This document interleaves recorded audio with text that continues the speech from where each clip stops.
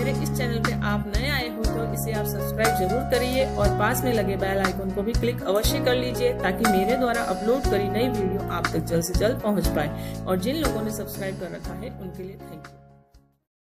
Hello friends, कैसे हैं आप? मैं सीमा रमन मेरे इस यूट्यूब चैनल में आपका फिर से एक बार बहुत बहुत स्वागत करती हूं। दोस्तों, श्रावण मास का पवित्र महीना प्रारंभ होने जा रहा है। दोस्तों, शिव भक्त विभिन्न प्रकार की पूजा पाठ अर्चना करते हैं, लेकिन फिर भी उन्हें अपने जीवन में उसका परिणाम अशुभ नहीं मिलता है, क्योंकि अज्ञानतावश वे कुछ ऐसी सामग्रियां शिव पर अर्पित कर देते हैं जिन्हें उन्हें अपनी पूजा पाठ का पर्याप्त परिणाम नहीं मिल पाता है। तो आज हम इस वीडियो के अंतर्गत जानेंगे दोस्तों कि ऐसी कौन सी सामग्रियां हैं जो कि भूल करके भी हमें शिवलिंग पर अर्पित नहीं करना चाहिए।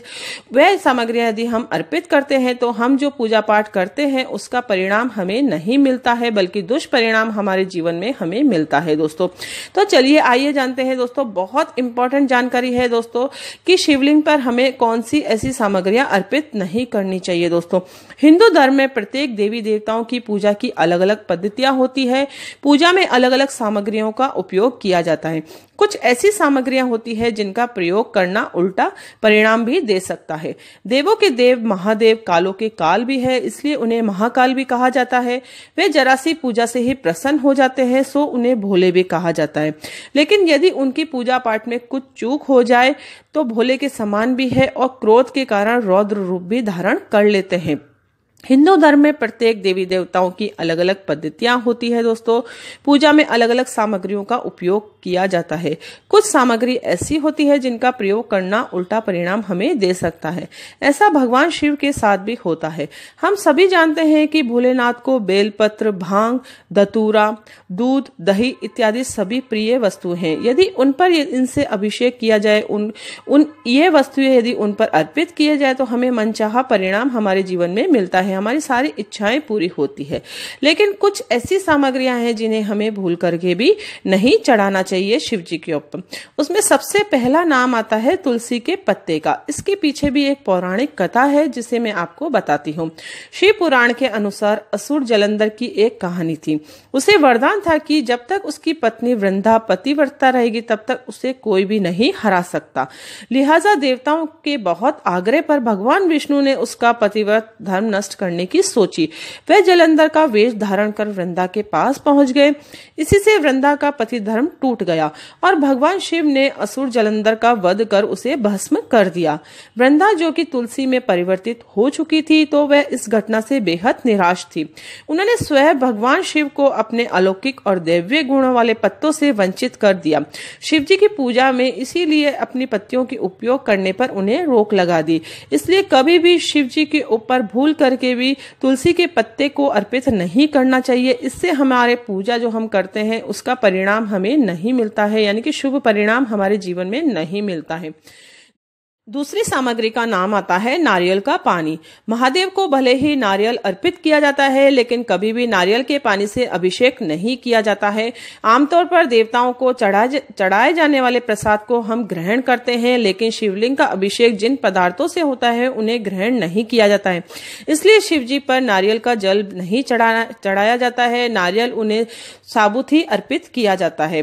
तीसरी वस्तु है हल्दी। गुणों की खान हल्दी भले ही स्वास्थ्यवर्धक हो, सुंदरता बढ़ाने के लिए किया जाता है, लेकिन कभी भी शिवलिंग पर हल्दी अर्पित नहीं की जाती है, क्योंकि वह स्वयं शिव का रूप है। इसलिए हल्दी को निषेध माना गया है। दोस्तों, चौथी चीज है सिंदूर या फिर कुमकुम।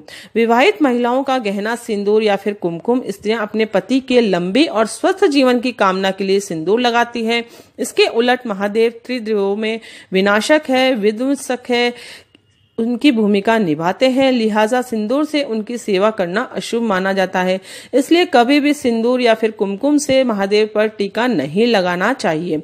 पांचवी और आखिरी वस्तु है केतकी के फूल। केतकी के फूल भी कभी भी शिवजी पर अर्पित नहीं किया जाता है, क्योंकि केतकी के फूलों को महादेव ने केतकी के फूलों को श्राप दिया था, इसलिए उन्हें शिवलिंग पर अर्पित करने से बचना चाहिए। इसलिए केतकी के फूल भी हमें कभी भी भूलकर शिवलिंग पर अर्पित नहीं करना चाहिए। दोस्तों, इसके अलावा हमेशा जब भी हम शिवलिंग पर अभिषेक करते हैं जल और या फिर दूध से, तो जल से अभिषेक करने के लिए हमेशा हमें तांबे के लोटे का उपयोग करना चाहिए। कभी भी स्टील या फिर लोहे का लोटे का यूज नहीं करना चाहिए। और जल से अभिषेक जब हम करते हैं तो तांबे के लोटे का हम यूज करते हैं, उसमें कभी भी दूध भी नहीं डालना चाहिए। अक्सर हमने देखा है कि दूध और पानी को आपस में मिलाकर फिर उसका अभिषेक किया जाता है, ऐसा करना भी वर्जित होता है। आप पहले शिवलिंग का जल से अभिषेक करें, उसके बाद फिर दूध दही जो भी आप चढ़ाना हो वह चढ़ाए, उसके बाद फिर से एक बार जल से अभिषेक करके उनके ऊपर चंदन का टीका लगा सकते हैं। कभी भी आप दूध और जल को आपस में मिलाकर तांबे के पात्र से अभिषेक ना करें, यह भी वर्जित माना गया है। दोस्तों, ये थी छोटी सी जानकारी कि शिवलिंग पर हमें क्या अर्पित नहीं करना चाहिए, ताकि हम जो पूजा पाठ करते हैं उसका पूरा शुभ परिणाम हमारे जीवन में मिले। हम जो भी सच्चे मन से शिव जी के सामने मांगते हैं उसकी इच्छा हमेशा हमें प्राप्त होती है। इसलिए आप भूल करके भी जब भी आप पूजा पाठ करते हैं तो इन चीजों का ध्यान रखना आवश्यक है। दोस्तों, आपको यदि ये मेरा वीडियो पसंद आया तो इसे आप ज़्यादा से ज़्यादा लाइक करें और दूसरों के साथ भी इसे शेयर करें, ताकि उन्हें भी इस जानकारी का ज्ञान हो सके। दोस्तों, यदि आप मेरे इस चैनल पर नए आए हो तो इसे आप सब्सक्राइब करना ना भूलें और पास में लगे बेल आइकन को भी आप क्लिक अवश्य कर लीजिए दोस्तों, ताकि मेरे द्वारा अपलोड करी नई वीडियो आप तक जल्द से जल्द पहुंच पाए। दोस्तों, और जिन लोगों ने सब्सक्राइब कर रखा है उनके लिए थैंक यू। और कमेंट्स के द्वारा आप प्लीज जरूर बताएं कि आपको मेरा ये वीडियो किस तरीके का लगा, ताकि आने वाला नेक्स्ट वीडियो में आपके लिए बेटर से बेटर ला सकूं। तो मिलते हैं नेक्स्ट वीडियो में, तब तक के लिए thank you and bye bye.